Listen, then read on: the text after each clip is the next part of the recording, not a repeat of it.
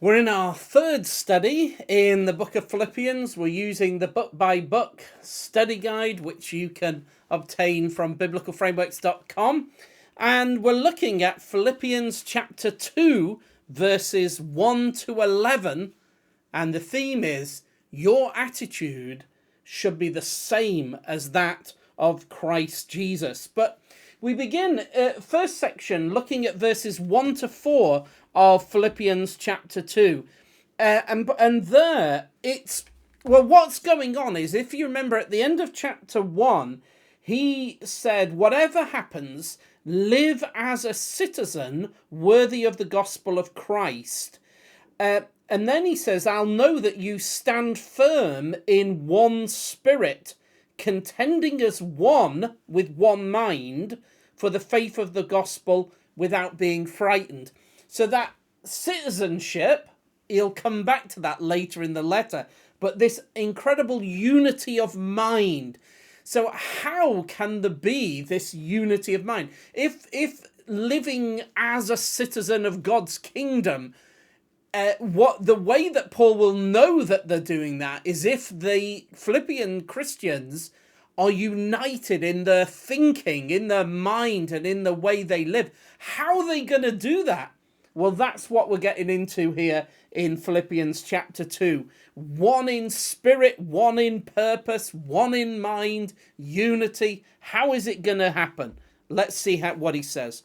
Well, he begins by saying this: if there is any encouragement from being united with Christ, any comfort, any common sharing in the Spirit, any tenderness and compassion, what he's really saying, it's a bit like we might say, if it's cold at the North Pole, if it's hot in the Sahara, if the Atlantic Ocean is wet, really it's saying, of course these things are true. So if they are true, if there is all this help and encouragement and power given to us in Christ and the Holy Spirit, then verse 2, make my joy, remember the theme of joy coming up over and over again in this letter. It's the book of the Bible of joy. So he's then saying, because remember, we've got to rejoice, keep on rejoicing. He's told us that. And now, make my joy complete by being like-minded, having the same love, being one in spirit and of one mind. So this incredible focus on unity in mind and soul and love and action and everything.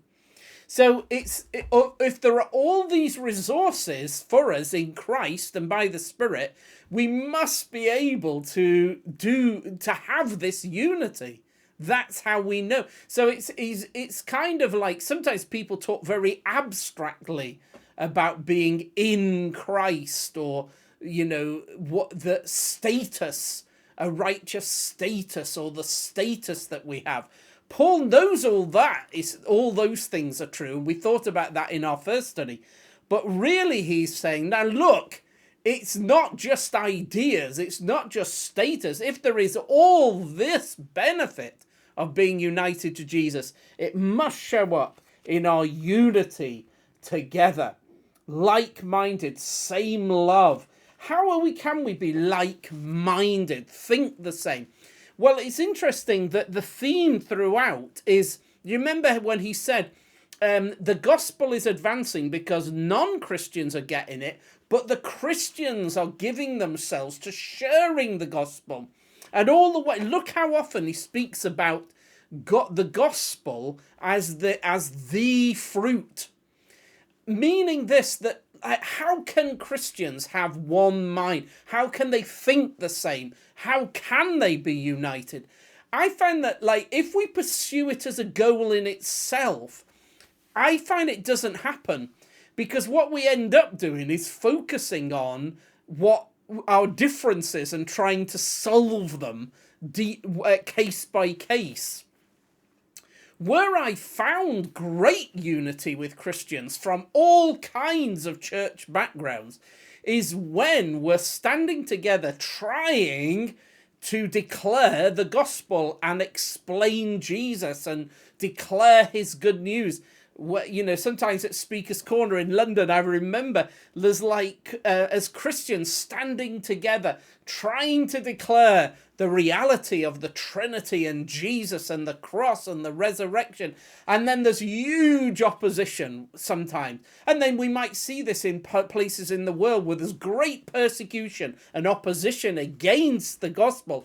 And Christians then discover that they're standing together, trying to declare this. And sometimes there'll be Christians together who are threatened with death and said, you will die unless you deny Christ. And then we suddenly discover we're all one in Christ, and we are not going to deny Christ, and we'd rather die than that. But it's this point that the unity of mind happens when there's unity of purpose, when we understand what we're supposed to be doing with our lives. People often say, what does the Lord want me to do with my life? And then the thinking in terms of a job, or what job does he want me to do, or where does he want me to live, or things. That is none of those things are the purpose of our life. The purpose of our lives is to make Christ known. And we can do that in any job, wherever we live. That is utterly secondary, our career and things. What really matters is, are we making Christ known? And when we see that as the purpose that we have, then we are united in purpose, united in our mind. We even think the same. We find that lots of things that we might have thought were all important and we would argue about and things, they kind of get into the right perspective when we understand what we're really doing together. So like-minded under the banner of the gospel, and having the same love for each other, yes, but it's that love, like when we are loving Jesus and we understand how he loves us, that same love unites us all together, and we can love one another properly, being one in spirit, one in purpose. Do you see all the language? And he then says, and it's this interesting phrase, do nothing out of selfish ambition or empty glory, but rather value others above yourselves. Don't look to your own interests, but look to the interests of others. What a radical view that is in verses 3 and 4. Not selfish, not empty glory. So don't think about yourself. Don't think about things that have no glory, that are empty of glory. Rather, think about others and think about the glory of God. That's full glory, the glory of God. So when we do that, we're not thinking about ourselves, but we're thinking about the interests of others, and then they will hopefully think about our interests. But we sort of say, I'm not going to worry about my own interests. I'm going to worry about the interests of others, and I'm going to worry about the glory of God. And Paul says, when we do that, we're set free from that which divides us. Then we can be united. And he gives us, and this is our second heading as we gather it all together, your attitude should be the same as that of Christ Jesus. And it's verses 5 to 11 with this incredible, it could have been a hymn that was sung in the first century church in the 60s AD. Maybe Paul wrote this hymn. Probably not. I don't know if he was all that musical, but we don't know. Maybe some Christian perhaps wrote this kind of a hymn, and it's sometimes people come to this Philippians 2, 5 to 11 to look for like a very complicated theoretical explanation of how God the Son became a human being. There are things in there that we can learn about that, but that isn't the purpose of it. The reason Paul wrote Philippians 2, 6 to 11 is so that we would have the mind of Christ, so that we would not be selfish, so that we would love one another, so that we'd serve one another. So the purpose of those verses is to say, look at how Christ behaved, look at his mind, and when we have that mind and behave like him, then we have unity, then we can serve one another. So what does it say? Jesus has the very nature of God, or the form of God, meaning that when people met him before the incarnation, before he became a human like us. So think about in the Old Testament, when people met God the Son, it was obvious he was in the form of God, meaning it was obvious that he was God. It wasn't just that he was God, but it wasn't clear that he was God. He was God, and he had the form of God, the glory of God. He was manifestly God. He was exactly what God is in his form and nature and everything. And yet, even though it was manifestly obvious when anyone met him that he is God, he didn't cling on to that. He said, well, that's my right. That's mine. Why should I let go of that? That's who I am. That's who I am. I'm not going to let go of that. He didn't do that. He didn't he didn't use it to his own advantage or cling on to it as if it was something he couldn't let go of.